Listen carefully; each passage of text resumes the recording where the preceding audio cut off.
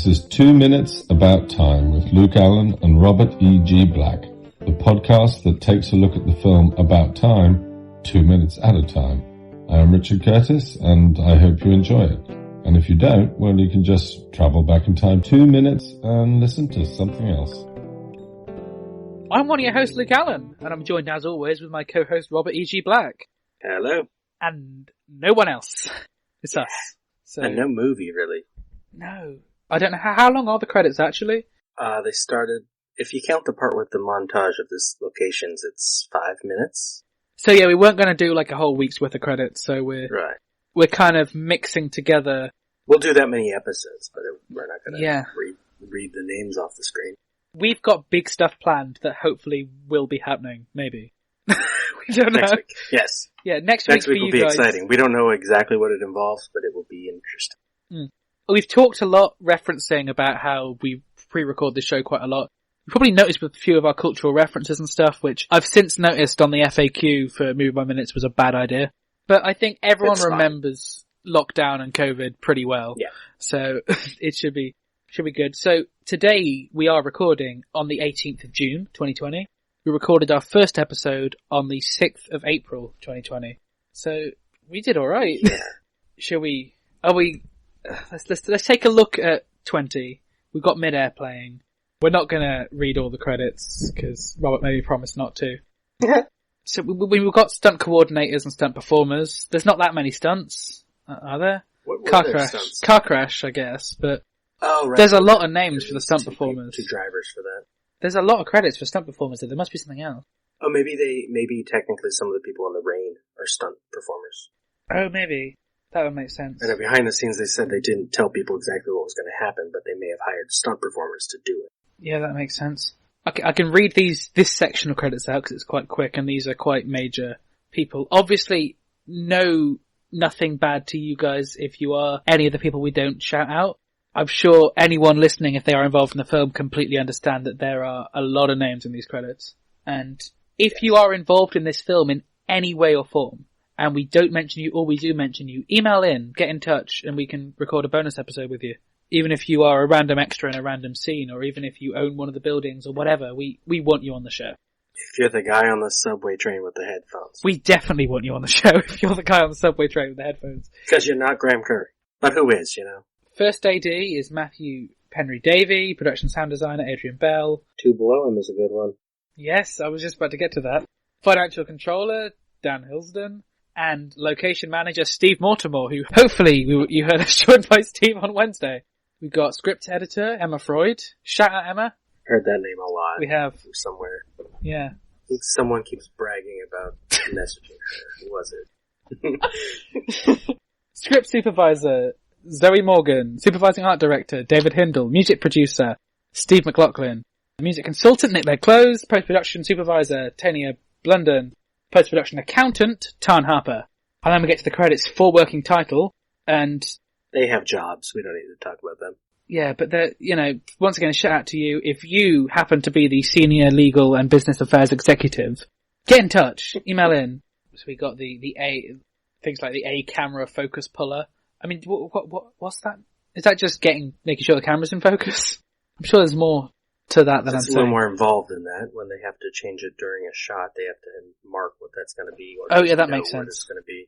Track it for the editor later, so they know what it was supposed to be and can match things. Yeah, clapper loaders.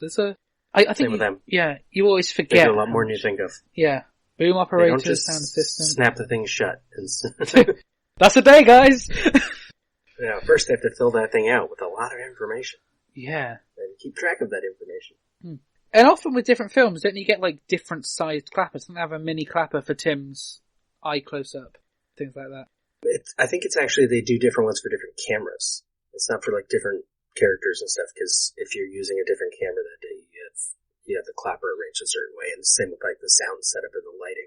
Art directors, graphic art designers, concept artists. So what does concept artists entail? I'm guessing for this film, we didn't see much of their work. It was probably a lot of when they were planning on doing something more elaborate for the time travel. Okay, that makes sense. Because I thought I knew a lot of this stuff, but there's definitely some of these names that don't make sense. Because they didn't build a lot for this film, so Did I get through all of the actual cast members' credits? No, I didn't.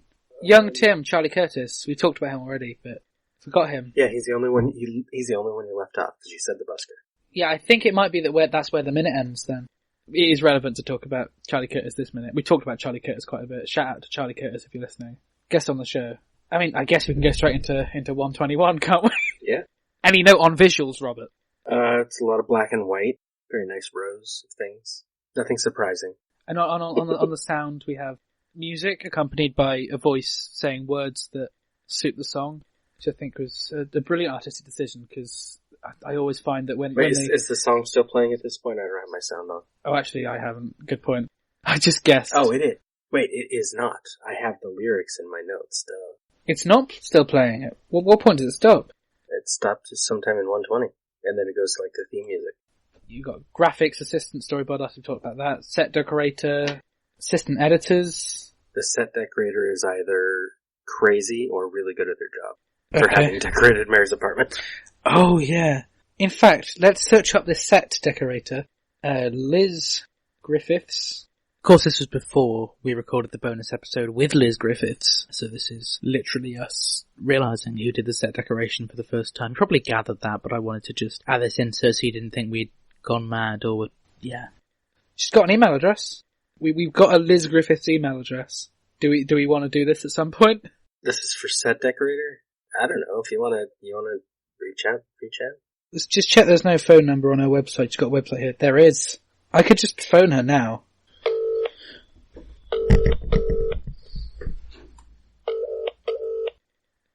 Feels like a prank call thing. Hello, thanks for calling. Sorry I can't get to the phone. Please leave a message and I'll get back to you. Thank you. Bye. When you finish recording, please hang up or press the hash key for more options. Hey, this is probably going to sound really odd or random, but I'm Luke Allen. I'm one of the hosts of a podcast called 2 Minutes About Time, where we break down the film About Time 2 minutes at a time. And I was wondering whether you'd be interested in guesting on the show and talking about your involvement as set decorator, because we're just trying to get as many sort of crew members that wouldn't otherwise get recognition to sort of come on the show, talk about their experience in the film, as we look, obviously in depth into the show. I'm contactable daytime tomorrow on my mobile number, which is 07, or via email, luke@lukeallen.co.uk. I understand it sounds like a very weird request, so absolutely fine if you'd rather not, but I thought I'd get in touch, saw your number on saw your website on IMDb Pro and your number on your website, so thanks, and good job on set decorating. Bye. There we go. Assistant editors, costume supervisors, He's still reading trainees, yeah, hair and makeup supervisors, hair and makeup trainees. You know who we should really shout out? Who? Stagehand Michael Webb. Supervising painter, good job, Dean Hawley, and painters Phil Hawley and Ben Lobb. Rigger, they obviously did their job, or we would have seen. There are no boom mics or weird shadows of equipment in this whole movie. That's gotta be the title for this episode. There are no boom mics or weird shadows of equipment in this entire movie. Good job. Thanks in part to Rigger, Chris Go, I don't know. Gaffer, Paul, sorry Irish people, I have no idea how to say his last name. How's it spelled? McGeachan. Or maybe it's Welsh and it doesn't sound like any of those letters, I don't know. Best boy, Will Kendall, rigging gaffer, Ross Granger, and electricians, Tom Hyde and Harlan Havlet. Good job. We've got property masters, prop men, additional prop hands, standby carpenter and riggers and painters, construction managers, carpenters, stagehands, supervising painters, riggers, as you said. Gaffer, best boy is Will Kendall.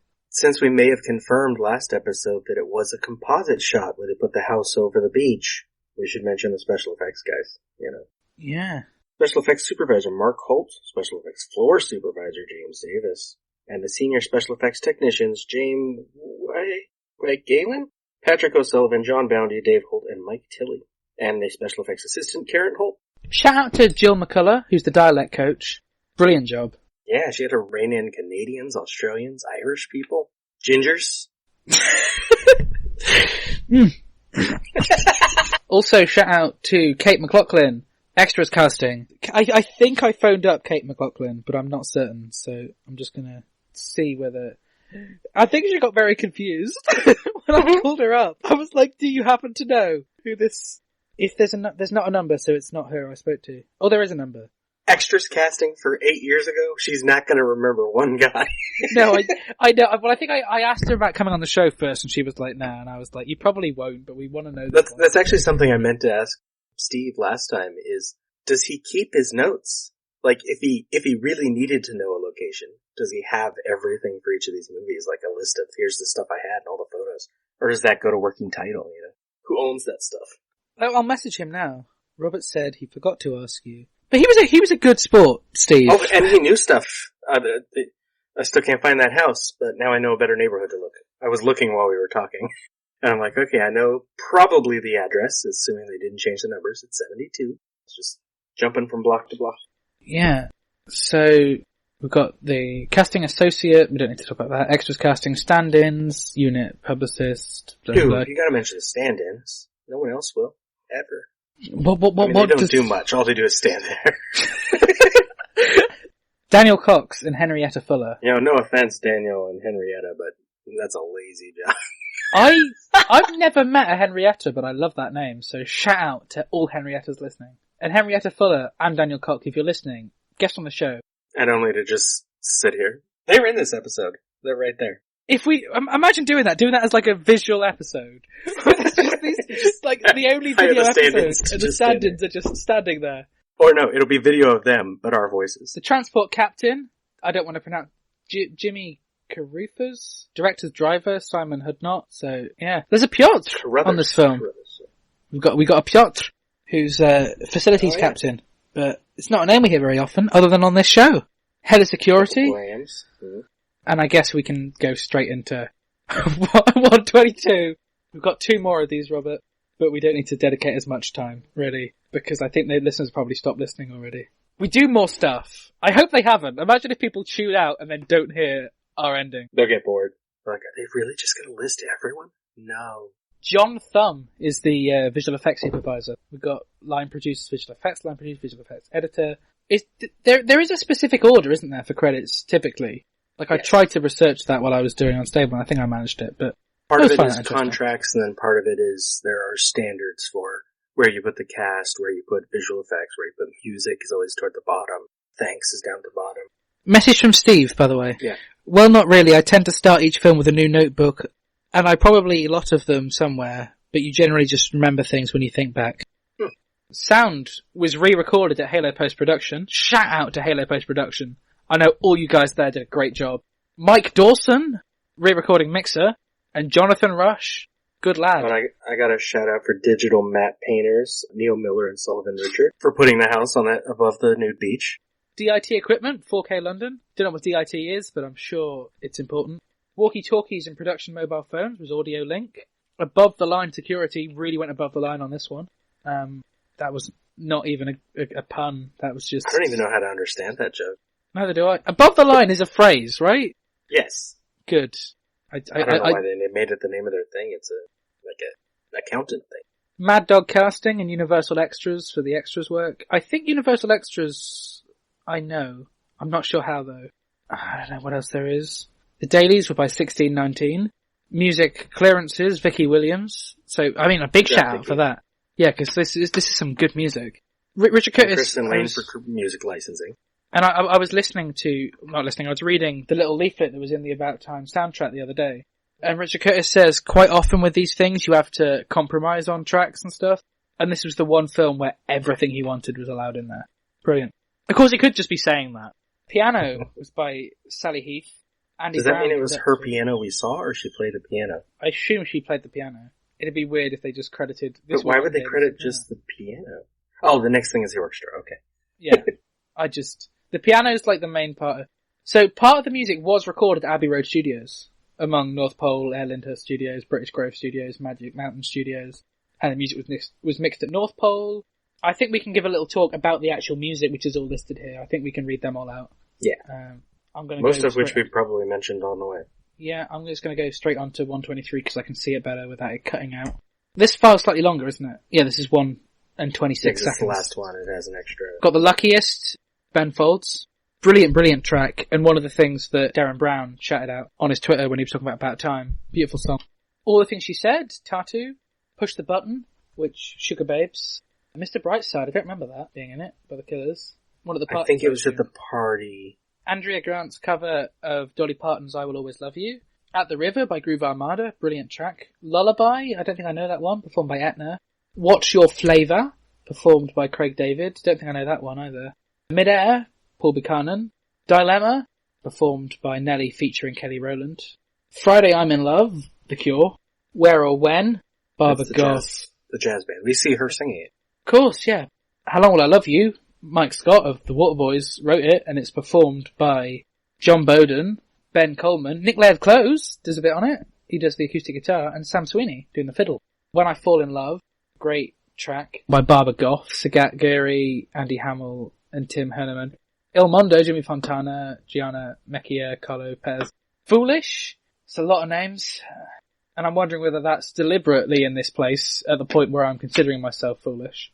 Mark DeBarg, Ashtani Douglas, Etterline Jordan, Irving Lorenzo, and Marcus Fest. To the listeners, by the way, if you've got this far, stay for the end. That's all I'm saying. Stay for the end. Back to Black, Amy Winehouse, Mark Ronson. Petardo is Niall Conlon, Ross McCormick, Kieran McGuinness, Ronan Ural. Spigel and Spigel, performed by Alexander Malta and Dietmar Schwalka, there we go. Lived in Bars. I don't know half these tracks. I guess it's loads of the party scenes and stuff. Performed by Cat Powers, Chan Marshall. Golden Them Hills, instrumental, Ron Sexsmith, performed by Ron Sexsmith. Hang on, is Golden Them Hills normal version credited at all? No. That's strange, right? It is, yeah. I mean, unless the instrumental is Golden Them Hills and the instrumental. How is The Luckiest credited at the start? It's only credited once. The Luckiest instrumental. Yeah, so I guess it's the song and the instrumental version is what they mean by that. But shout out to Ron Sexsmith. What a guy. Ron Sexsmith has basically helped hopefully make the careers of several people and put my school on the map. So, massive shout out to Ron Sexsmith. Greenheart, Christoph Bauschinger, maybe. Into My Arms, Nick Cave. How Long Will I Love You is credited again this time. Mike Scott. That's the second credit, right? We have done How Long Will It... Yeah. It's different performance, right? Because the other one is the live band, and this is the one that's in the credits. Oh, yeah. Oh, yeah, the live band does sound slightly different, yeah. We've got a few thanks credits. Telegraph, Independent, among many others. I'm just naming random ones as they scroll. National Theatre. Quentin Blake, Lincoln's Inn. High Plains Drifter. Yeah. Richard Griffiths, Richard E. Grant. Mario Castino and Kate Moss. Neville Butch, Martin and Charlotte Petherwick. Paris and Neil Barnes. Filmed on location in London and Cornwall, England, and at Ealing Studios, London, England. This motion picture used sustainability strategies to reduce its carbon emissions and environmental impact. Brilliant stuff. And green is universal. Dolby Digital. I'm already not doing these logos. MPAA is on there. It's an MPAA certificate number 48199, which I looked up because I'm always curious if I can find what movie was immediately before and after. I couldn't find it. Once again, I've never found it because the only people that obsess about them and list them have incomplete lists on Scribd. So it'll be like they'll have one number in and then like 50 later they'll have a number. Like, okay, sure the MPAA has a list. Are you able to find the original age rating info by the MPAA, by the way? I haven't looked it up. I don't know. I don't even know where They might not release it like the BBFC do. They might put it in like Hollywood Reporter or Variety or something. I don't know. Oh, here we go. Filmratings.com. This seems trusty. Title of film. About Time. It's a good movie. It is, yeah. Shout out to About Time, guys. Yeah. Good job. If any of you haven't seen the film About Time, I think, I know we don't talk about it that much, but right. It's definitely worth... You've made it this far, you should probably watch the movie. Sorry for spoiling it. Couldn't find any results for your search. Doesn't exist. No such thing. We've actually been doing a fictional film the whole time. We made it up. Our animated Universal Studios logo was copyright of 2013 Universal Studios. Universal Studios is the author of this motion picture for purposes of the Berne Convention and all national laws giving effect thereto. The characters and events depicted in this photoplay are fictitious, any similarity to actual persons, living or dead, is purely coincidental. Which is a shame, because I really thought this was about a real-life guy who travelled back in time. Well, obviously. But they have to put this up so that we don't suspect. This motion picture is protected under the laws of the United States and other countries. Unauthorized duplication, distribution, or exhibition may result in civil liability. And then we cut to working titles, logo, and that's it. That's about time. About time. About time. A little weird, to be honest, to be done. Yeah. So, Robert, it's Friday. If you could go back in time to any moment in your life... I assume we don't have any different... We've both given two answers, I think. So. Yeah. My general answer is, my impulse is to go back and fix things, not in my life, but things where I affected other people's lives negatively. But some of those were a big part of my life and have led to today, so I don't know. I don't think of anything specifically either, to be honest. I think it's stuff like that. I think my best idea for this was the free vacation thing. Yeah. It's interesting that I'm not saying this until like the end of the movie. But what happens to past me when I go back there? Does that mean they don't get to experience it anymore? That's not very nice to them. No, good point. We haven't really... We've talked slightly about it, but not... Like, I imagine this thing where Tim always just has this weird compulsion to walk into a closet, and he'll know why, but everyone else just thinks he's weird. And it's because, like, future him is coming back. And, like, so time is like, oh, you need to be in this closet right here. So does that mean that he'll always know that he's going to go back to that point at some point? Yeah. And he won't know why. Because then he'll come back after and be like, what just happened? How could that have gone wrong? What did I fix? And he'll go insane. So we don't get to do this very often, since we always do it with the guests. Anything to plug? Any big plugs? Yes. Well, this is coming out in October, so I rarely talk about like specific other shows of mine unless someone else brings it up. But at this point, I hope the Room Minute is near the end because I've been having trouble getting it out of hiatus because of editing time. But by October, I would hope it's out there. If Greetings from Wonderfalls is going to exist at all, I hope it's done by October, that it happens this summer. That got messed up by the beginning of lockdown because right when it got weird.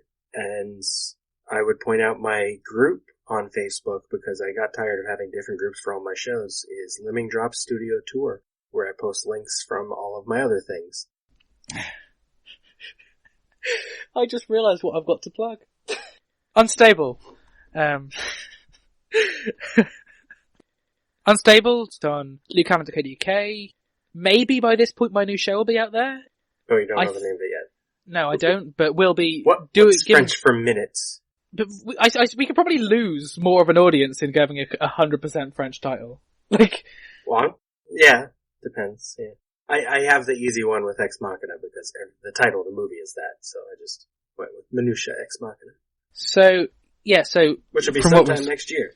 There we go, that's a shout out there. And at some point, I'll be doing, as I was saying, a podcast with Les Miserables, the 2012 adaptation of the musical of Cameron Mackintosh, Claude Michael Schoenberg, all of that jazz. And that is, yeah, just giving a similar treatment. And at this point in October, Groundhog Day project has probably come to an end again. August 1st would have ended. Maybe I would have done one on August 2nd just to be weird. But, so you got 4 years of blog entries you can go read if you don't want to hear my voice anymore. So what I have to say. What happens with Groundhog Project then? So what makes you sort of start and stop it? Well, originally I stopped it at day 1000. Happened to be the same day I was turning in my master's thesis, which was about blogging. And so I was like, that's a nice round number, I'm going to stop there. And then a year later, I kind of missed it, and I wanted to, so I took it up again with the same movie I had been watching that last week, which was High Fidelity, and continued with that movie and went into others, and I did a year. And then I ended again because I was getting ready to do podcasts. And then this year with lockdown, I'm like, I have a slightly bit more spare time than usual. And so I had a couple ideas, and one of them was bring Groundhog Day back, because it never finished that last calendar year, because it stopped at 1,000 instead of at a full year, so getting it to August 1st will make it 4 full years altogether. There we go. So that's our stuff. But before we conclude, let's hit it with the credits in order of appearance. Luke Allen, Robert E.G. Black, Katie Proctor, Alice Lauren, James Anderson, Niall McGowan, Richard Curtis, Piotr Skopiak, Joshua Griffiths, Alexander Westwood, Curtis Blaze, Simon Fisher-Becker, Liz Griffiths, John Paul Kelly, Johan Joseph, Helen Mae Austin, Reese Ord, Joe Archer, Ewan McIntosh, Sean German, Callum Reed, Darren Brown, Kate Smith, Andy J., Brian Lockhart, Ron Sexsmith, Graham Curry, Brad Mendenhall, Eddie O'Keefe, Aisling Walsh, Steve Mortimer, Richard Curtis, Emma Freud. And somewhere in there was Mark Elliott. Twice. Yeah, so, Robert, what's our goodbye today? How do we end off the proper stuff before, to the listeners, there is going to be an extra week of little content, hopefully. We don't know what that is yet, but we've got a few ideas, and if it's anything close to these ideas, it will be a week worth tuning in for. It's kinda close to Steve's from last time, but the last line of the film is "See you later." Oh yeah. In fact, the truth is, I now don't travel back at all, not even for the day. I just try to live every day as if I've deliberately come back to this one day to enjoy it as if it was the final full day of my extraordinary, ordinary life. We're all travelling through time together, every day of our lives, and all we can do is our best to relish this remarkable ride. We'll play our end tune and we'll be awesome. Yes. Now, I did actually bring something to read this episode. Oh, wow. Before we finish up, I'd like to get that in there. It's from Groundhog Day Project, Day 106, called Because I Love You, which was November 15th, 2013, which was the day I saw About Time. Yes! I won't read the whole thing because it's kind of long, but I copied and pasted part of it. It says, the great message that comes out of the film comes after his father has died. Something his father tells him to do is to travel every day. Live each day normally with all the tensions and anxieties, then travel back and do the same as closely as before. But this time, knowing what's coming. Tim can stop to appreciate the details. And what was a bad day is now far better. Like Phil Connors, time can be a change in a constant day, but one day at a time instead of one day indefinitely. There's a great notion here as far as enjoying life, but of course we can't follow this practice because we cannot time travel back like Tim can. In addition to what Tim's dad did with all of his extra time, he read book after book after book. But it gets better. See, at a certain point, Tim, married with 3 kids, tells us he doesn't travel anymore. What he does, though, is live each day as if he had traveled back in time just to experience this day. It's a powerful idea, especially taken hand in hand with Nietzsche's eternal recurrence, which I've written about numerous times before. I would suggest a combination. 1. Live each day as if it were the specific day you had time traveled to, as if it's the most important day you have. And 2, do with that day only things you would be willing to do again and again and again. If something isn't worth doing again, why do it once? In that light, there are moments I'd travel to if I had Tim's ability, moments I wouldn't want to fix, but I don't think I'd want the time loop Phil Connors has. There's this moment in About Time, after Tim has explained how he lives each day twice, where he's on a train with his wife and kids and he says some days he doesn't repeat. I forget the phrasing in the voiceover, but the implication was that a perfect moment is perfect perhaps because it's fleeting. For me, a few moments like that come to mind right away, lying at a park in San Francisco, a motel bed in Winnetka, but I don't want to think about such things right now. But I think that I believe both Tim's approach to each day and the value of what is temporary are both valid. That's why I like his solution later. Living each day for each day, paying attention to all the details, all the beautiful things you might miss because you're on your way to work or school. We like to ask why bad things happen, why people die, but I think that's what makes life great. That it will end. That it could end any time. That means we should be living in every moment. We should be enjoying it. But like Phil Connors learns, that doesn't mean we should be taking advantage of it. It doesn't mean we should be exploitative or selfish. Doing for others often is far more enjoyable than doing for oneself. And if we operate under the assumption that eternal recurrence is real, then the key is to do only the good things, the things worth experiencing again and again if it came to that.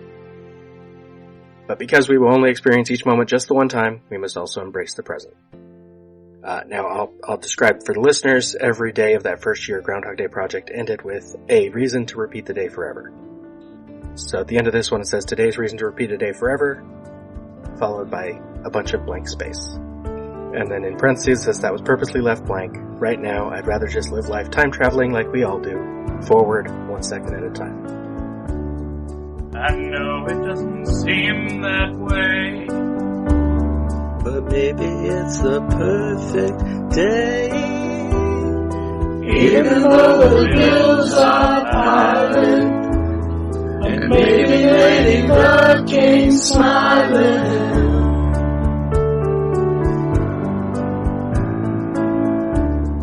But if we'd only open our eyes, we See the blessings in disguise, that all the rain clouds are fountains, the road troubles seem like mountains.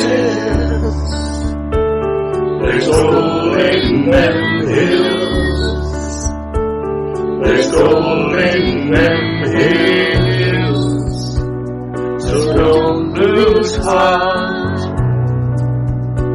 Give the day a chance to start.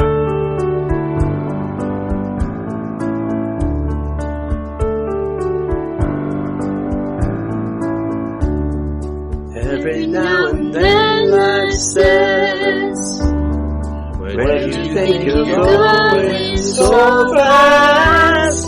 We'd have to think it's cruel, but sometimes it's a case of cruel to be kind.